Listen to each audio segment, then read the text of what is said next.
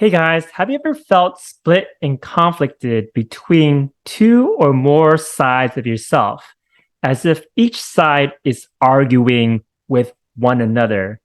And due to this, you're experiencing an inner tension that builds up. You're upset and frustrated. You can't choose which side to listen to. And this could take many forms, like the calm side versus the anxious side, the independent side versus the dependent side, the head over the heart, or the spontaneous versus the structured side. I want to let you know this is a very, very common human experience. I'm going to show you a useful exercise you could use to address and alleviate this conflict so that you experience less upset, frustration, and also inner tension. Hey guys, before I continue, if you want to better your mental health, be sure to check out these articles I've written that are useful and inspirational and easy to read for your mental health. They're on psychotherapy.com. I have a link to that website down below in the description box. I also have an Instagram page that features little snippets of my writings on mental health. And I also have a link to my Instagram down below in the description box as well. So I want to give you this really helpful concept that helps illustrate why the exercise I'm going to present to you is going to be very, very helpful to you. A lot of people have the idea that the brain should be cohesive and united. But think about it this way. Is it really actually useful to have your brain thinking one singular way all the time? Think about it. A government is not going to be effective if it is a one-party system. So it's actually good to have different parties. In the same way, in your brain, if you have different parts of yourself that believe in different kinds of ideas, this is actually useful. So differences in the brain, like having a brain that has conflicting sides, for some reason, this gets pathologized. But actually, if you can embrace that there's all these differences in your own brain, that's going to be useful to you. So I'm going to show you how you could bring these conflicting sides of yourself together in a meaningful way so that they have a respectful and helpful dialogue with one another in such a way that it brings you inner relief and less tension and less frustration for having this inner conflict. So I'm going to give you a really helpful metaphor to illustrate my point. So I want you to picture a government. One form is a one-party system that tries to control everything. And there are conflicting parties, but they're merely repressed. This system pathologizes there being different points of view. This is not a good system. On the other hand, you have a multi-party system or two-party system, but they get into gridlock with one another. They're talking over one another, and there's such conflict, they just kind of just push against each other. So a healthy government system brings the different parties together in a helpful dialogue. These parties represent a whole diverse set of views, but they have a meaningful and respectful and helpful dialogue with one another in such a way that it creates a sense of resolution. So how can you take this idea and apply it to yourself so that you have these different parts of yourself engaged in a healthy system like the healthy government? So science has found a really effective therapeutic technique that helps people be able to find greater relief when they have inner conflict within themselves. So they tested this and they found that this technique is very effective and people feel much more relieved when they try it out. So what happens? The therapist takes the client and say the client has different sides of themselves. They have like an anxious side and a calm side. They actually get the anxious and calm side have a dialogue with one another by allowing them to take turns speaking. And when that happens, when each side has its voice, that mimics a respectful dialogue.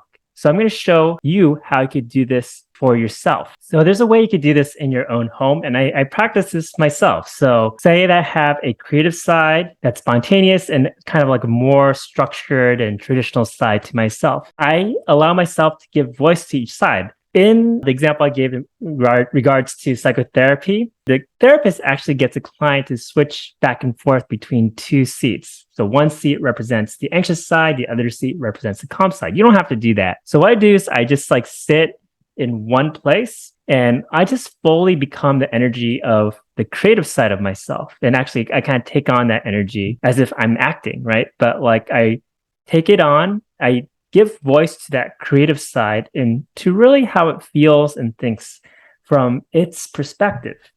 And then I switch over to the traditional side that's more structured, and I fully take on that energy and I speak. And I kind of go back and forth. So I fully allow one side to have its say, and then have the other side have its say. And when you do so, you could get those sides to empathize with each other by letting them listen to one another. And if that seems kind of crazy to you to kind of just talk it out like that, that's no problem. You could actually write it out. I also do this too. I find this to be very helpful. Take one sheet of paper to represent one side of myself. So say that's the creative side, and I have another sheet of paper that represents the traditional structure side of myself. So I have one sheet with the creative side. I fully become that side, and I just write out everything from that perspective, thoughts and feelings, right? Unfiltered. And I switch over to the other side, thoughts and feelings unfiltered. When I do this exercise, I feel very relieved. I feel calmer.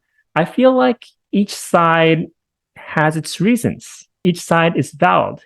So the problem is that when people have conflict in their head, is that one side speaks just for a moment and the other side just takes over and starts arguing and cuts in what the first side is saying. Each side just kind of talks over one another, and you feel very paralyzed and you start to feel very frustrated, right? And you wonder, why am I like this? Why do I have these conflicting sides? When you could really give one side its full voice, you could really understand why it feels the way it does. You could really validate.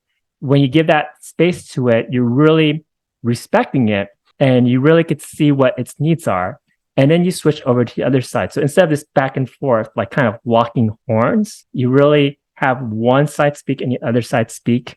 It mimics a respectful conversation. You start to see each side make sense. And often they want the same thing. They want the best for you. And you can't really get to that when you just kind of just switch back and forth really fast and not really fully give voice to different sides. So when you do that, you really could see the reason, and that's why that brings you relief. Having conflicting sides, it's not a bad thing. It's actually a good thing because you have different points of view. It's great to have them to be able to talk it out. The thing is, don't force a resolution between the two. The whole purpose of this really is that when you could really validate and listen to each side, and when they take turns and have that respectful dialogue back and forth, not to say it's not going to be heated. It can be heated, right? But at least they're taking turns with one another. What this does is that it certainly helps bring relief because you feel less stigma about having conflicting sides. First of all, you see that each side has its reason. So you have less of inner tension. So that's the main thing.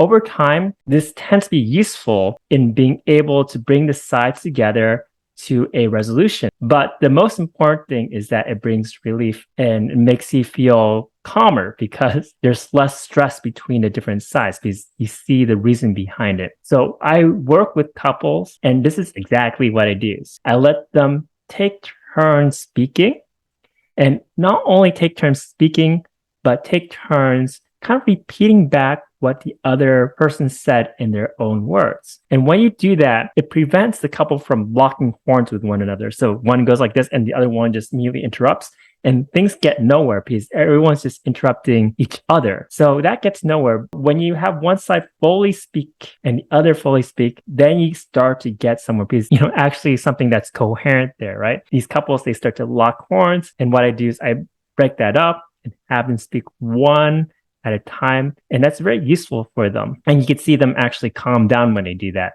So this is just basically bringing that, but in yourself. Hey guys, it's very helpful to take what you learn and learn it through different formats, such as video, in reading. In this case, I've taken what I've spoken about here and then put it into a readable format. And in this writing, I approach it from a different angle. This article is called Coming to Peace with Conflicting Sides of Yourself. You could find this article down below in the description box. Thank you so much for watching.